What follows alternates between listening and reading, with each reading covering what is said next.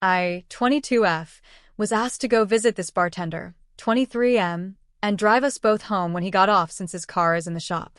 We've been out for dinner a couple times before this, and besides not texting back for 2 weeks after the first date, it was pretty enjoyable. This would have been our third date and first time staying the night. He wanted me to sit at his bar, get some drinks and food until he was off, which he said would be 9 p.m. He also explicitly said he wanted to take care of me, and your money is no good at my bar, so the 45-minute drive to go see him seems worth it, especially with free drinks and food which I was promised. So I went, got there, and I was the only bar guest besides another, who was paying when I arrived. The bartender barely talked to me after I ordered an appetizer and a fruity little beer. It was pretty dead, but he continued to rush around and run off to the back like he was busy.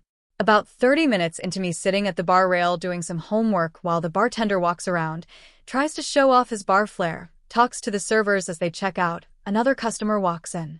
This customer, 28M, was a friend of the bartender as well, and he sits one stool away from me. Bartender introduces me to his friend by saying, "This is my lil teacher Shorty." So it feels very established to his friend that I'm more than just a friend since he called me a shorty.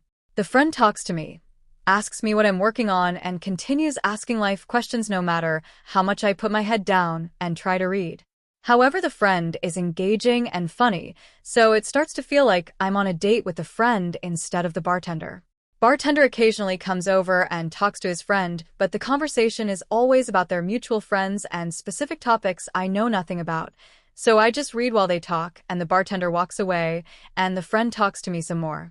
I'm a little annoyed the guy I came to see isn't showing me that much attention, but I let it slide because maybe he hasn't seen this friend in a while, and ultimately, I was going with him afterwards. Then it was 9 o'clock and I started asking the bartender if he was about to get cut, and he told me not yet. He was actually scheduled to close, which was 11 o'clock, but he told me 9 because he knew it'd be slow and he figured he'd get cut early. Spoiler alert, he didn't, and I stayed until close. So I sat there quite a while, ate my appetizer, and had 3 beers total. Closing time comes around and the bartender slides me a bill for my food and 1 beer. He said it's because his manager was close by.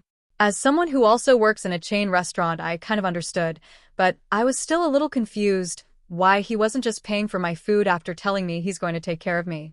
Whatever, fine, I just pay and tip him 20%. The bartender then informs me all his coworkers are going to the bar next door that's open later for 1 more drink, and he wanted to go. So a few coworkers, the friend, the bartender, and myself walk next door. Bartender orders his drink and starts drinking it without asking if I wanted anything, so I just order my own beer and hand over my card. He did tell me he had a bad night, and I understand what a night of shitty tips feels like, so I was cool paying for my own beer, whatever, until he starts paying for his coworkers' beers and excessively tipping, praising the female bartender heavily. It almost seemed like he was flirting with her right in front of me. At this point, it's after midnight, I've paid for my own food and drinks. The only drinks I didn't pay for he stole from his job, and I've tipped the guy I went to see. He has barely talked to me, nor has he spent a dime on me. He's also aware I have work the next morning and is continuing to chat with a friend and coworkers, again about niche topics specific to those people, so I just stood there quiet. He finally gets in my car, and I have an obvious attitude at this point, so he says, "I can get out of the car right now if you're going to act like this," and I responded, "Yeah, I think you should," and proceeded to drive the 45 minutes home instead of back to his place, leaving him with no ride home.